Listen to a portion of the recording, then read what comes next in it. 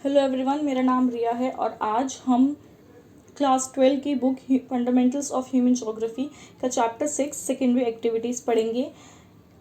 ये वीडियो इस चैप्टर का पार्ट 3 है और मैं आपको एडवाइस करूँगी पहले आप जाके पार्ट 1 और पार्ट 2 देखिए, ये जो कि डिस्क्रिप्शन बॉक्स में अवेलेबल है, आप जाके उसको पहले देखिए, देन आप पार्ट 3 पर आइए। सो अब हम पढ़ेंगे industries based on ownership. Ownership यानी कि इंडस्ट्रीज़ जो है, अभी तक हमने पढ़ा था कि वो रॉ मटेरियल के ऊपर कैसे बेस होती है, आउटपुट उसका प्रोडक्ट कैसे आता है, उसका साइज़ कैसे कैसे होता है, किसी का छोटा होता है किसी का बड़ा होता है। अब हम पढ़ेंगे ऑनरशिप के बारे में, यानी कि जो इंडस्ट्री है वो एक्चुअल में है किसकी। सो इसमें भी 3 डिवीजन होते हैं। सबसे पहला होता है public sector industry. Public sector industries वो इंडस्ट्रीज़ होती है जो गवर्नमेंट के अंडर आती हैं, जैसे कि आपने काफ़ी चीज़ें सुनी होंगी, पब्लिक हॉस्पिटल, पब्लिक टॉयलेट और पब्लिक रोड। सो ऐसे ही पब्लिक सेक्टर इंडस्ट्रीज़, तो जहाँ पे भी ये वर्ड आ जाए पब्लिक सेक्टर इंडस्ट्रीज़, तो डैट मीन्स वो इंडस्ट्रीज़ जो गवर्नमेंट के अंडर आती है, जो गवर्नमेंट ही मैनेज करती है। फिर आती है प्राइवेट सेक्टर इंडस्ट्री, जो कि एक पर्टिकुलर इंसान की होती है या फिर कोई पर्टिकुलर ऑर्गेनाइजेशन की होती है, लेकिन वो प्राइवेट होती है। जैसे कि मान लीजिए कल को अगर आप कोई इंडस्ट्री खोलेंगे तो वो इंडस्ट्री आ जाएगी प्राइवेट सेक्टर इंडस्ट्री के अंदर। फिर इन दोनों के बीच का आता है that is joint sector industry. Joint sector industries उस इंडस्ट्री को कहते हैं जो मैनेज की जाती है by both government as well as private. So जब हम लार्ज स्केल मैन्युफैक्चरिंग के बारे में पढ़ रहे थे कि भाई इंडस्ट्री जो है उसके साइज़ के बारे में जो हमने पढ़ा था कि छोटी होती है बड़ी होती है, तो जो लार्ज बड़ी वाली इंडस्ट्रीज़ जो होती हैं उसमें भी 2 टाइप हमने पढ़े थे, एक था ट्रेडिशनल और एक था हाई टेक्नोलॉजी वाला। सो अभी हम पढ़ेंगे ट्रेडिशनल के बारे में थोड़ा और डिटेल में। Traditional large scale industrial regions वो होते हैं जहाँ पे जो ये बेसिकली बेस्ड होते हैं हैवी इंडस्ट्रीज़ पे, क्योंकि ट्रेडिशनल है सो डेफिनेटली जो इंडस्ट्रीज़ होंगी वो बहुत कैसी होंगी, हेवी इंडस्ट्रीज़ होंगी। और ये ज़्यादातर लोकेटेड होते हैं नियर कोल फील्ड। इनकी they are engage in milk smelting, textile production ज़्यादा होता है और इनको एक और नाम से कहते हैं जानते हैं स्मोक स्टैक इंडस्ट्री। यहाँ पे जो एनवायरनमेंट होता है वो बिल्कुल भी कुछ खास अच्छा नहीं होता, पॉल्यूशन वगैरह बहुत ज़्यादा होता है और अनअट्रैक्टिव इन्वायरमेंट होता है, हम ये कह सकते हैं। सर्विस भी कुछ खास अच्छी नहीं होती है, पुअर सर्विस होती है। सो traditional large scale industrial region का एक एग्जांपल दे रखा है आप ही की बुक में, the Ruhr coal field Germany में जो है। तो इसमें इन्होंने ये बोला हुआ है कि एक टाइम ऐसा था जब ये जो रीजन था ये बहुत ही ज़्यादा फेमस था for coal and iron and steel industry, and about 80% Germany में जो स्टील का प्रोडक्शन होता था वो यहीं से होता था। लेकिन क्योंकि ये ट्रेडिशनल है तो धीरे धीरे इसके आसपास न्यू इंडस्ट्रीज़ बनने लगी और वो हाई टेक्नोलॉजी वाली इंडस्ट्रीज़ थी और उस वजह से इसकी कुछ खास इम्पोर्टेंस रही नहीं, क्योंकि कोल की डिमांड डिक्लाइन हो गई और इंडस्ट्री जो है वो श्रिंक होना शुरू हो गई। सो अब हम पढ़ेंगे आयरन एंड स्टील इंडस्ट्री के बारे में। इसका एक क्वेश्चन बन सकता है, why iron and steel industry is called basic and heavy industry, कि जो आयरन एंड स्टील इंडस्ट्री है उसको बेसिक और हेवी इंडस्ट्री क्यों कहते हैं। सो इसका आंसर यहाँ पे है, iron and steel industry forms the base of all other industry. So iron and steel industry जो है वो बाकी की इंडस्ट्रीज़ का बेस बनाती है। कैसे बनाती है, ये प्रोवाइड करती है raw material for other industries such as machine tools use for further production of goods. It may also be called a heavy industry. इसको हैवी इंडस्ट्री भी कह सकते हैं क्योंकि it uses large quantities of bulk raw material and it produce and its products are also heavy. So जैसे कि मान लीजिए यहाँ पे मेरी एक इंडस्ट्री है और ये कॉटन की इंडस्ट्री है, मतलब यहाँ पे कपड़े बनते हैं। सो कपड़े बनेंगे मशीन से, अब मशीन जो होंगी वो भी तो लोहे की होंगी, वो मशीन भी तो कहीं पे बनेंगी, है ना। अगर उस मशीन में एक छोटा सा नट लग रहा है सो वो जो नट है वो भी तो कहीं पे बनेगा ही, कहीं पे तैयार होगा। और वो नट किस चीज़ का है, आयरन एंड स्टील का। सो इस वजह से आयरन एंड स्टील जो है वो बेसिक मानते हैं कि कोई और इंडस्ट्री खड़े करने के लिए हमें वहाँ पे मशीन्स वगैरह ऐसी 10 चीज़ें चाहिए होती हैं और वो किससे बनती है, वो बनती है आयरन एंड स्टील से। सो इसलिए आयरन एंड स्टील जो है वो रॉ मटेरियल देता है बाकी की इंडस्ट्री को, जैसे कि मशीन के टूल्स वगैरह। ठीक है। उसके बाद बोला हुआ है कि इट में also be called heavy industry, उसको हैवी इंडस्ट्री भी कह सकते हैं क्योंकि वो काफ़ी ज़्यादा लार्ज क्वांटिटीज़ जो है रॉ मटेरियल का वो यूज़ होता है और उसके जो प्रोडक्ट्स होते हैं वो भी बहुत हैवी होते हैं। अब हम पढ़ेंगे कि डिस्ट्रीब्यूशन कहाँ कहाँ पे है, आयरन एंड स्टील इंडस्ट्री का डिस्ट्रीब्यूशन पूरे दुनिया में कहाँ कहाँ पे इंडस्ट्रीज़ हैं। तो इसका एक क्वेश्चन बन सकता है, discuss the distribution of iron and steel industry in the world.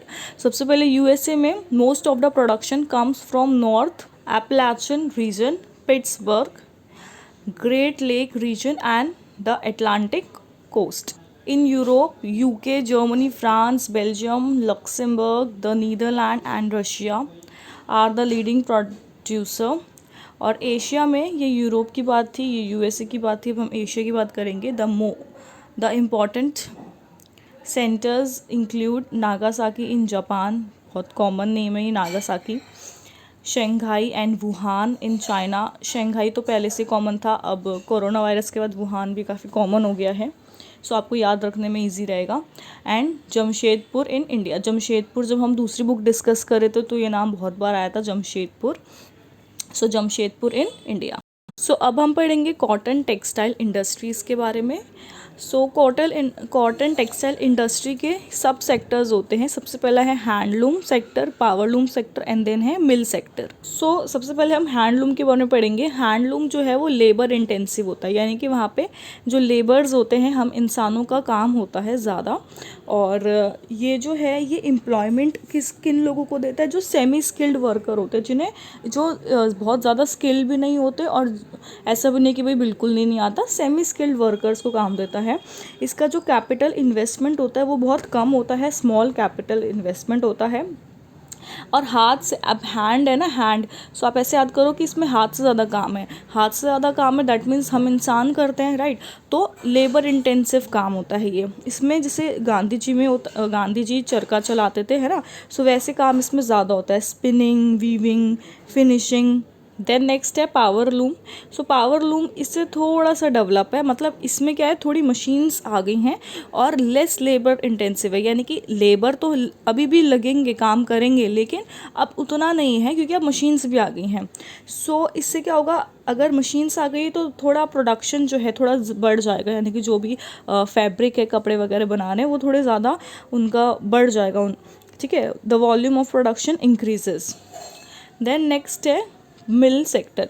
So mill sector जो है वो हाईली कैपिटल इंटेंसिव है। इसमें जो प्रोडक्ट्स होते हैं वो बहुत ही ज़्यादा फाइन होते हैं, अच्छे होते हैं और बहुत ही काफ़ी बल्क में बनते हैं। मतलब इसमें तो हाथ से बना रहे हैं तो डेफिनेटली थोड़ा टाइम लगेगा, तो इतना ज़्यादा प्रोडक्शन नहीं होता। इसमें थोड़ा बेटर होता है और इसमें सबसे ज़्यादा सही होता है प्रोडक्शन। सो अब हम पढ़ेंगे कॉटन टेक्सटाइल इंडस्ट्रीज़ जो है उसका डिस्ट्रीब्यूशन कैसे है, और ये हम डायरेक्ट मैप में पढ़ेंगे। वैसे तो हम मैप की अलग से वीडियो देखेंगे, मतलब कि मैप की जो वीडियो है वो अलग से आएगी विद ट्रिक्स, लेकिन यहाँ पे मैंने सोचा कि ये भी मैप के थ्रू बता देती हूँ क्योंकि देखी हुई चीज़ें ज़्यादा याद रहती हैं इसलिए। So India, China, USA, Pakistan, Egypt, These are some countries which produce more than half of the world's raw cotton, यानी कि कुछ ऐसी कंट्रीज़ हैं जो रॉ कॉटन प्रोड्यूस करती हैं। सो अब हम इस चैप्टर का लास्ट टॉपिक पढ़ेंगे, हाई टेक इंडस्ट्री। इसमें क्वेश्चन बन सकता है, state any 5 important features of high tech industry, और ज़रूरी नहीं वो 5 पूछे, डिपेंड करता है, यानी कि एक क्वेश्चन आएगा ना ऐसे, 1 का आएगा, 3 का आएगा और 5 का आएगा, ऐसे बनकर आता है। तो 1 वाले में तो नहीं पूछेंगे 5 का, 5 मार्क्स वाले में पूछ सकते हो और 3 मार्क्स वाले में पूछ सकते हैं कि 5 इंपॉर्टेंट फीचर्स बताओ। अगर 5 मार्क्स वाले में पूछेंगे तो पहले हाईटेक इंडस्ट्रीज़ को आप थोड़ा बता भी देना उसके बारे में कि एक्चुअल में होती क्या है, एंड देन उसके बाद फीचर्स बताना। और अगर 3 मार्क्स वाले में पूछेंगे तो आप डायरेक्ट ऐसे लिख सकते हैं। सो इसका आंसर क्या होगा, सबसे पहले है हाईली स्किल्ड स्पेशलाइज प्रोफेशनल। कौन से होते हैं, वाइट कॉलर जिन्हें हम कहते हैं, workers makeup large share of the total workforce, यानी कि हाई टेक इंडस्ट्रीज़ में कौन से लोग काम करते हैं, जो वाइट कॉलर के होते हैं। वाइट कॉलर कौन से वाले होते हैं, जो बहुत ही ज़्यादा हाईली स्किल्ड स्पेशलाइज्ड होते हैं। रोबोटिक्स कंप्यूटर एडेड डिज़ाइन, जिसको हम CAD भी कहते हैं, electronic control are notable example of high tech industry. So यहाँ पे जो काम होता है वो कैसे होता है, robotics computer aided design and electronic controls के थ्रू। और इसमें जो वाइट कॉलर वर्कर्स आया है, सो आपके मतलब पेपर में ऐसे भी आ सकता है blue collar. So blue collar वो लोग होते हैं जो फिज़िकल काम करते हैं, यानी कि जिनका हाथ से काम ज़्यादा होता है, दिमाग से कम होता है। और वाइट कॉलर्स वो जॉब होती है जो बहुत ही ज़्यादा स्किल्ड होते हैं। Scientific and engineering products are manufactured through intensive research and development. जो भी साइंटिफिक एंड इंजीनियरिंग प्रोडक्ट्स होता है वो मैन्युफैक्चर होता है कैसे, through intensive research and development, जिसे हम R&D कहते हैं। यहाँ पे R&D आएगा, रिसर्च एंड डेवलपमेंट की जो फुल फॉर्म है। The office and plant building are modern and neatly space. तो जिस जगह पे काम करते हैं हाईटेक इंडस्ट्री, जो ऑफिस होता है इनका और इनकी जो बिल्डिंग्स होती हैं, they are also modern and they are also neatly spaced. Plan business park for high tech industry have been set up. So जो प्लान बिजनेस पार्क्स है फॉर हाईटेक इंडस्ट्रीज़ का, they have also been setup.